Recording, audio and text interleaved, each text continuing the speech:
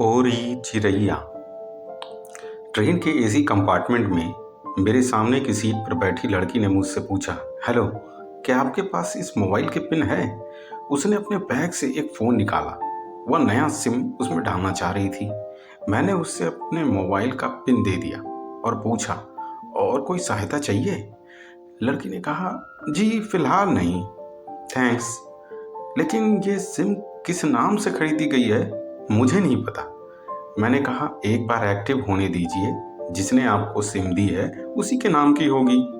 उसने कहा, ओके, कोशिश करते हैं। मैंने पूछा, आपका स्टेशन कहाँ है? लड़की ने कहा, दिल्ली। और आपका? लड़की ने पूछा मुझसे। मैंने कहा, दिल्ली ही जा रहा हूँ, एक दिन का काम है। आप दिल्ली में रहती हैं या? लड़की बोली, नहीं नहीं, दिल्ली में कोई काम नहीं है, ना ही मेरा घर है वहाँ। तो फिर?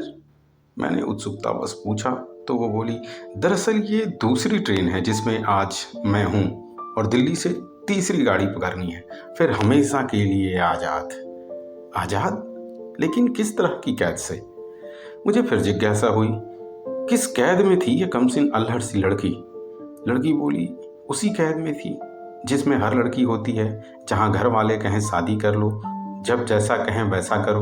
मैं घर से भाग चुकी हूँ। मुझे ताज्जुब हुआ, मगर अपने ताज्जुब को छुपाते हुए मैंने हंसते हुए कहा, अकेली भाग रही हैं आप? वैसे हैं आप बहुत हिम्मत वाली, आपके साथ कोई नजर नहीं आ रहा। वो बोली, अकेली नहीं हूँ, साथ में है कोई। कौन? मेरे प्रश्न खत्म ही नहीं हो रहे थे। खुद की तारीफ सुनकर वो खुश हुई। बोली, मुझे उन जनाब ने, मेरे लवर ने पहले से ही समझा दिया था कि जब घर से निकलो तो बिल्कुल बिंदास रहना, घर वालों के बारे में बिल्कुल मत सोचना, बिल्कुल अपना मूड खराब मत करना, सिर्फ मेरे और हम दोनों के बारे में सोचना। और मैं वही कर रही हूँ। मैंने फिर चुटकी ली। कहा, उसने तुम्हें मुझ जैसे अनजान मुसाफिरों से दूर रहने की सलाह नहीं दी? उसने हंसकर जवाब दिया, नहीं नहीं, शायद वो भूल गया होगा ये बताना। मैंने उसके प्रेमी की तारीफ करते हुए कहा, वैसे तुम्हारा बॉयफ्रेंड काफ़ी टैलेंटेड है। उसने किस तरह से तुम्हें अकेले घर से रवाना किया, नई सिम और मोबाइल दी या 3 ट्रेन बदलवाई ताकि कोई ट्रैक ना कर सके। Very talented person. लड़की ने हामी भरी, इतने टैलेंटेड हैं वो कि उनके जैसा कोई नहीं।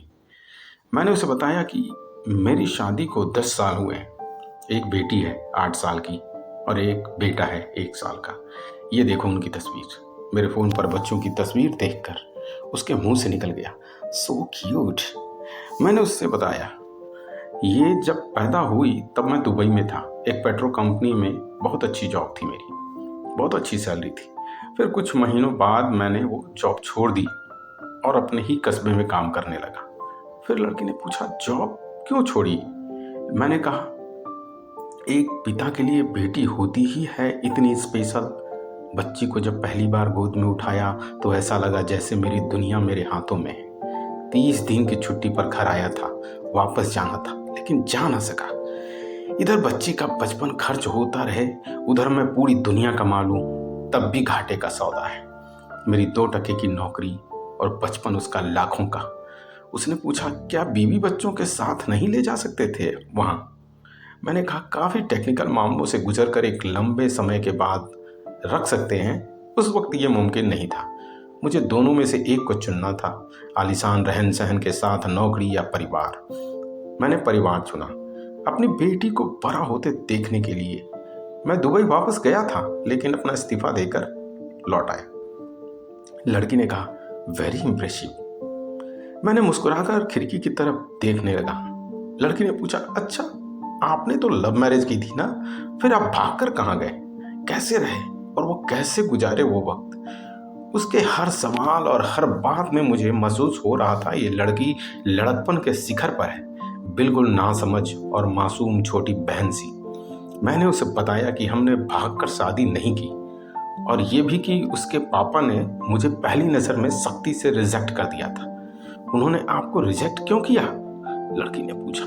मैंने कहा, रिजेक्ट करने का कुछ भी कारण हो सकता है, मेरी जाति, मेरा काम, घर परिवार, बिल्कुल सही। लड़की ने सहमति दर्ज कराई और आगे पूछा, फिर आपने क्या किया? मैंने कहा, मैंने कुछ नहीं किया। उसके पिता ने मुझे रिजेक्ट कर दिया। वहीं से मैं अपने बारे में अलग से सोचना शुरू कर दिया। शिवानी ने मुझे कहा कि चलो भाग चलते हैं। मेरी वाइफ का नाम शिवानी है। मैंने दो टूक मना कर दिया। वो 2 दिन तक लगातार जोर देती रही, भाग चलते हैं। मैंने मना करता रहा। मैंने उसे समझाया कि भागने वाले जोड़े में लड़के की इज्जत पर तो कोई खास फर्क नहीं पड़ता, जबकि लड़की के पूरे कुल की इज्जत धुल जाती है। भगाने वाला लड़का उसके दोस्तों में हीरो बना जाता है, लेकिन उसके विपरीत जो लड़की प्रेमी संग भाग रही है वो उल्टा कहलाती है। मोहल्ले के लड़के उसे चालू कहते हैं। बुराइयों के तमाम शब्दकोश लड़की के लिए इस्तेमाल किए जाते हैं। भागने वाली लड़की आगे चलकर 60 साल की वृद्धा भी हो जाए, तब भी जवानी में किए उस कांड का कलंक उसके माथे पर से नहीं मिटता। मैं मानता हूं कि लड़का लड़की को तौलने का ये दोहरा मापदंड गलत है, लेकिन हमारे समाज में यही है। ये नज़रिया गलत है, मगर सामाजिक नज़रिया यही है। वो अपने नीचे के ओठ पीसने लगी। उसने पानी की बोतल का ढक्कन खोलकर एक घूंट पिया। मैंने कहा, अगर मैं उस दिन उसे भगा ले जाता तो उसकी माँ तो शायद कई दिनों तक पानी भी न पीती। इसलिए मेरी हिम्मत न हुई कि मैं ऐसा करूं। मैं जिससे प्रेम करूं उसके माँ बाप मेरे माँ बाप के समान ही हैं, चाहे शादी हो या ना हो। कुछ पल के लिए वो सोच में पड़ गई, लेकिन मेरे बारे में और अधिक जानना चाहती थी। उसने पूछा, फिर आपकी शादी कैसे हुई? मैंने बताया कि शिवानी की सगाई कहीं और कर दी गई थी। धीरे धीरे सब कुछ नॉर्मल होने लगा था। शिवानी और उसके मंगेतर की बातें भी होने लगी थी फोन पर। लेकिन जैसे जैसे शादी की नज़दीक आने लगी, उन लोगों की डिमांड बढ़ने लगी। डिमांड मतलब? लड़के ने पूछा। डिमांड का एक ही मतलब होता है, दहेज की डिमांड। परिवार में सबको सोने से बने तोहफे दो, दूल्हे को लग्जरी कार चाहिए, सास और ननद को नेकलेस दो, वगैरह वगैरह। बोले, हमारे यहाँ रीत है। लड़का भी इस रीत की अदायगी का पक्षधर था। वो सगाई मैंने तुड़वा डाली, इसलिए नहीं कि सिर्फ मेरी शादी उससे हो जाए, बल्कि ऐसे लालची लोगों में शिवानी कभी खुश नहीं रह सकती थी, ना उसका परिवार। फिर किसी तरह घर वालों को समझा बुझाकर मैं फ्रंट पर आ गया। हमारी शादी हो गई। ये सब किस्मत की बात थी। लड़की बोली, चलो अच्छा हुआ आप मिल गए, वरना वो गलत लोगों में फंस जाती। मैंने कहा, जरूरी नहीं कि माता पिता का फैसला हमेशा सही हो, और ये भी जरूरी नहीं कि प्रेमी जोड़े की पसंद सही हो। दोनों में से कोई भी गलत या सही हो सकता है। काम की बात यहाँ यह है कि कौन ज्यादा वफादार है। लड़की ने फिर से पानी का घूंट लिया और मैंने भी। लड़की ने तर्क दिया कि हमारा फैसला गलत हो जाए तो कोई बात नहीं, उन्हें ग्लानि नहीं होनी चाहिए। मैंने कहा, फैसला ऐसा हो जो दोनों का हो, बच्चों और माता पिता दोनों की सहमति, वो सबसे सही है। बुरा मत मानना, मैं कहना चाहूँगा कि तुम्हारा फैसला तुम दोनों का है, जिसमें तुम्हारे पेरेंट्स शामिल नहीं है। ना ही तुम्हें इश्क का असली मतलब पता है अभी। उसने पूछा, क्या है इश्क का सही अर्थ? मैंने कहा, तुम इश्क में हो। तुम अपना सब कुछ छोड़कर चली आई हो। ये सच्चा इश्क है। तुमने दिमाग पर जोर नहीं दिया, ये इश्क है। फायदा नुकसान नहीं सोचा, ये इश्क है। तुम्हारा दिमाग दुनियादारी के फितूर से बिल्कुल खाली था। उस खाली जगह में इश्क का फितूर भर दिया गया।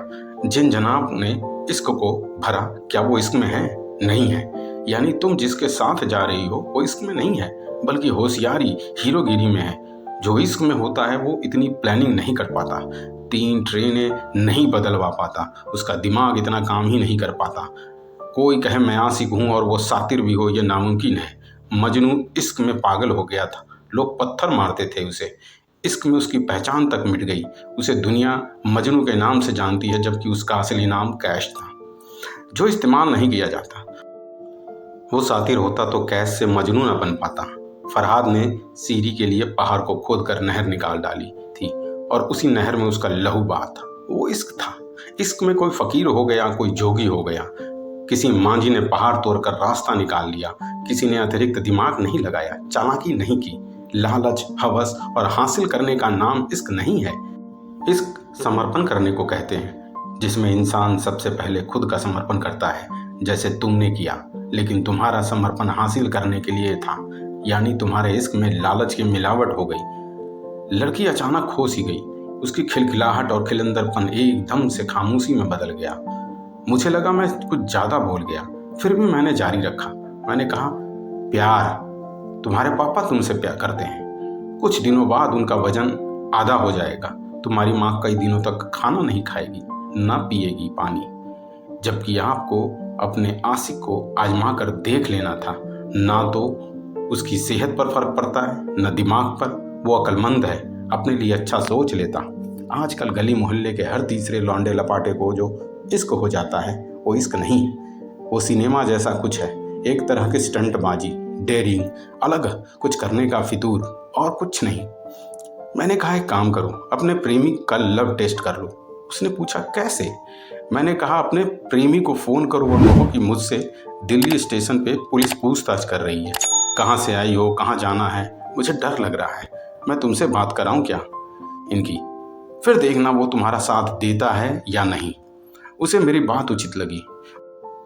उसने मुझसे लेकर फ़ोन मिलाया और उधर जब किसी ने फ़ोन उठाया तो इस लड़की ने वही बात दोहराई जो मैंने कहा था कि जमील, मैं यहाँ नई दिल्ली स्टेशन पर हूँ। और वो लड़का जोर से भड़क गया और कहा कि सिम निकाल कर फेंक दो और दोबारा मुझे कॉल मत करना। इधर से ये लड़की बोली, बाबू मैं तुमसे प्यार करती हूँ, घर छोड़ कर आई हूँ तुम्हारे लिए, मैं कहाँ जाऊँगी? तब वो लड़का बोलता है, तुम जहन्नुम में जाओ, पर मुझे दोबारा कॉल मत करना, मैं भी अपना सिम निकाल के फेंक रहा हूँ। और उसने फ़ोन काट दिया। लड़की के चेहरे का रंग बदल गया। ऐसा लग रहा था कि वो अब यहाँ नहीं है, उसका दिमाग किसी अतीत में टहलने निकल गया है।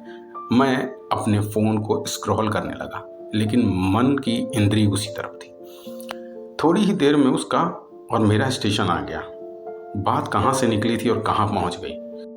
उसके मोबाइल पर मैसेज टोन बजी, देखा सिम एक्टिवेट हो चुकी थी।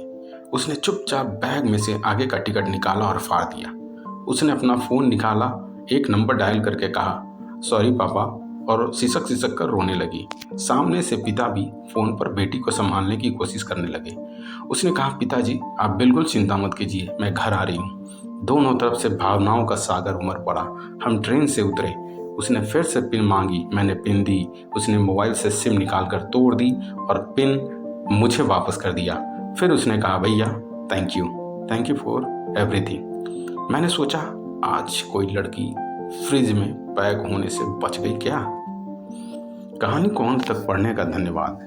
देश की सभी बेटियों को समर्पित। ये मेरा दावा है कि माता पिता से ज़्यादा तुम्हें दुनिया में कोई प्यार नहीं करता। कहानी पढ़कर शायद कोई लड़की गलत करने से बच जाए तो यह कहानी सार्थक हो जाए।